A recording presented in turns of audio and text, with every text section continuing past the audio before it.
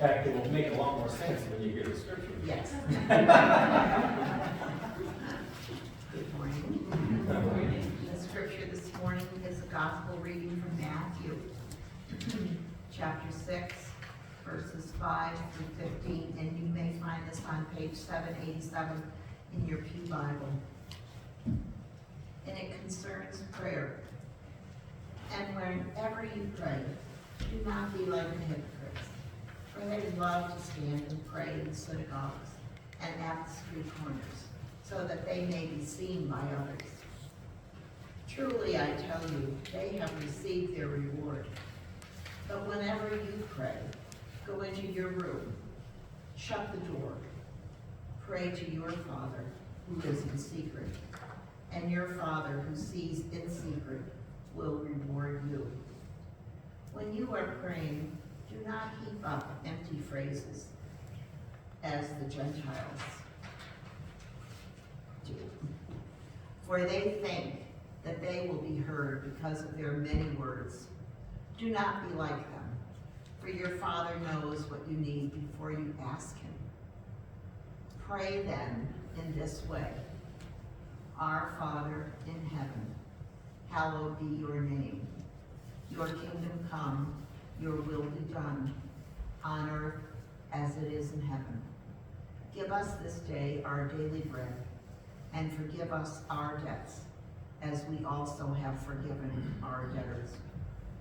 And do not bring us to the time of trial, but rescue us from the evil one. For if you forgive others their trespasses, your heavenly Father will also forgive you. But if you do not forgive others, neither will your Father forgive your trespasses.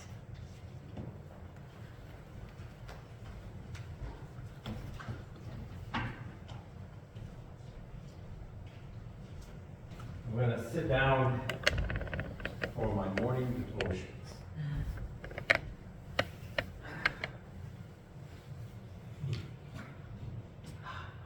What's this? That's it. I've not seen that.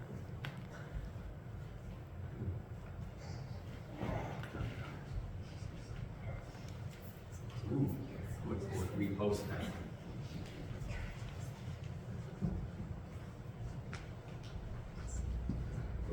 Ooh, getting late. All right. Get it. All right, let me see. I haven't got time today, as much time. I know, I'll just pray. I'll just pray. Our Father, which art in heaven. Yes. You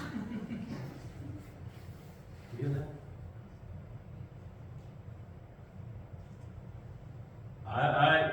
Excuse me, but I'm in the middle of my devotions, and I was about to pray.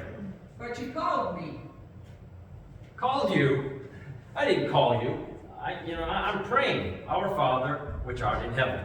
There, you did it again. I did what? Called me. You said, Our Father which art in heaven. Well, here I am. What's on your mind? Well, I didn't mean anything by it. I mean, I was just doing my prayers for the day. I like to say the Lord's Prayer, so it makes me feel kind of good. Kind of like I'm getting the duty done. Except for this morning. This is weird. Weird? Yeah, I mean, you can't be God. Why not? Well, it's your voice. And just what's wrong with my voice? Well, it's feminine. I know I get that a lot. I like to surprise people. Would you like it better if I spoke with a male voice, or how about Hebrew or Spanish? What about in the songs of the great whales? I created them all and gave them the gift of communication. No, it's all right, I guess. I sort of like it, or at least I think I could get used to it if I have to. But what about the prayer? It begins with our Father. You use whatever speaks to you. I know what you mean, so go on. All right, okay. Hallowed be thy name. Hold it. What do you mean by that? By what? By hallowed be thy name. It means, good grief, I don't know what it means. How should I know? It's just part of the prayer. It means honored, holy, wonderful. I guess that sort of makes sense. I guess I never thought too much about hallowed, what it meant before. Okay. Thy kingdom come, thy will be done on earth as it is in heaven. Do you really mean that? Sure, I mean, why not? What are you doing about it? Doing? Well, I'm praying it, aren't I? Okay, all right. I'm not really doing much about it, I guess. I just think it would be a good thing if you, God, had control of everything down here like you have up there, out there, in there, wherever you are. Do I have control of you? Well, I go to church. That isn't what I asked. What about your short temper? You got a bit of a problem there, haven't you? And then there is a matter of the way you spend your money all on yourself. And what about the sorts of things you fill your mind with on that thing in your pocket? Hey, why are you picking on me? I'm as good as some of the rest of those people in the church. And it's called a cell phone, and it's quite useful. Excuse me, I thought you were praying for my will to be done. If that is to happen, it will have to start with the ones who are praying it. Like you, for example. Do I have control of you? Oh, all right. I guess I do have a few things that could use some improvement. Now that you mention it, I probably could name some others. So could I. I guess I haven't thought about it very much until now, but I really would like to cut out some of those things, take them out and get them out of my life. I would like to know to be free of a lot of them. Good. Now we're getting somewhere. We'll work together, you and I. Some victories can truly be won. I'm proud of you. Well, look, Lord, I've got to finish up here. This is taking a bit longer than usual. Give us this day our daily bread. You need to cut out the bread. Lose a little of that belly. Hey, wait a minute. What is this? Pick on me day? Here I am doing my religious duty, and all of a sudden you break in and remind me of all these problems that I have, all my hang-ups. Praying is a dangerous thing. You could wind up changed, you know. That's what I'm trying to get across to you. You called me, and here I am. It's too late to stop now. Keep praying. I'm interested in the next part of your prayer. Well, go on. I'm afraid to. Afraid? I know what you'll say.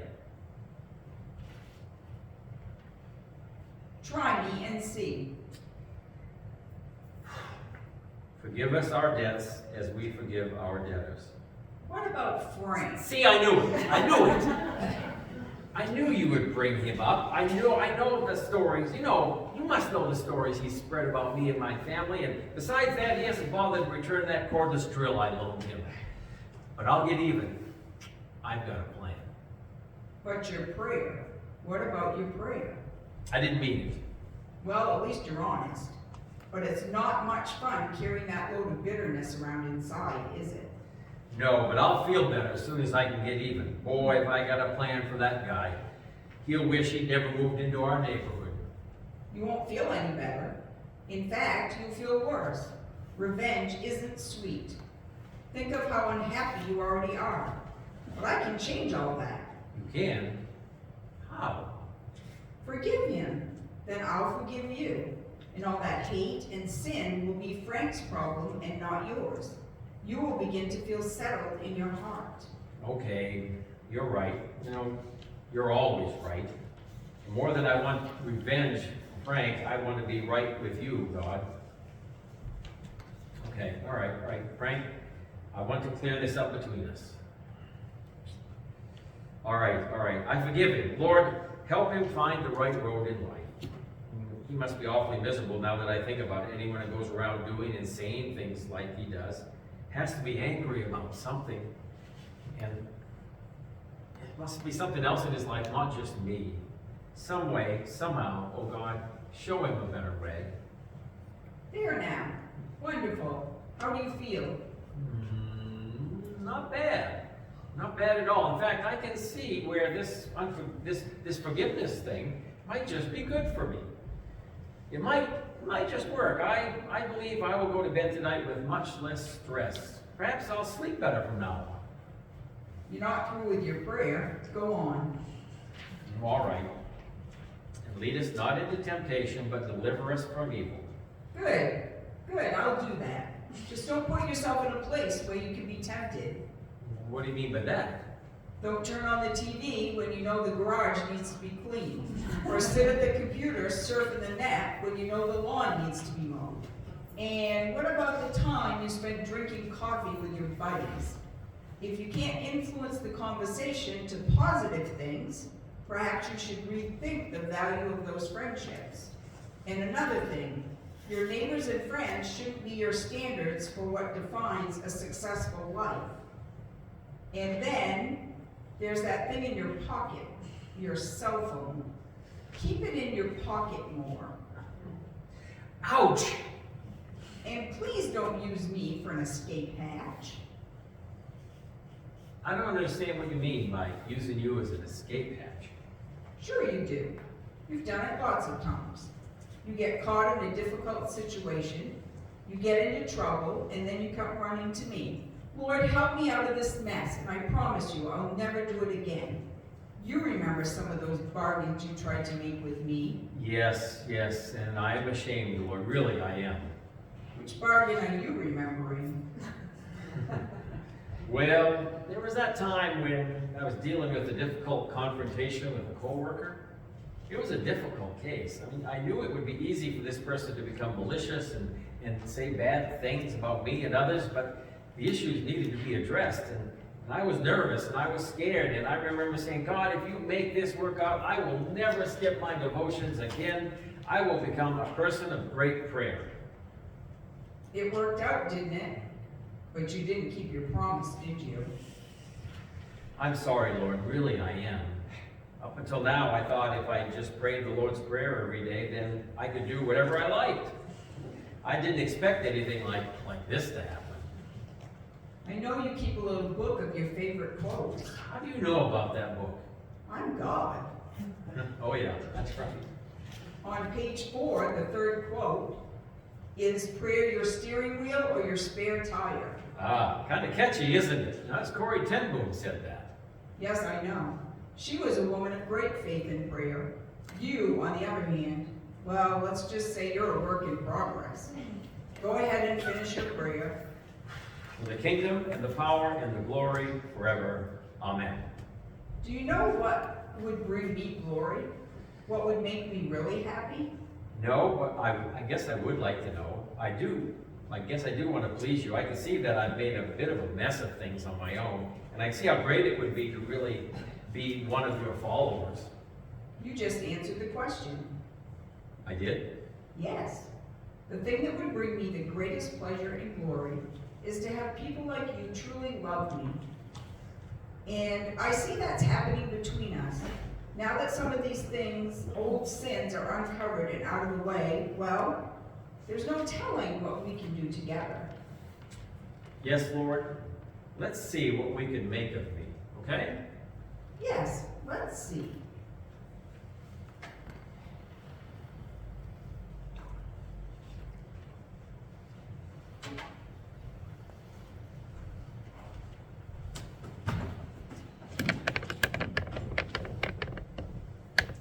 Let's see indeed. Our closing hymn this morning is Not My Promise.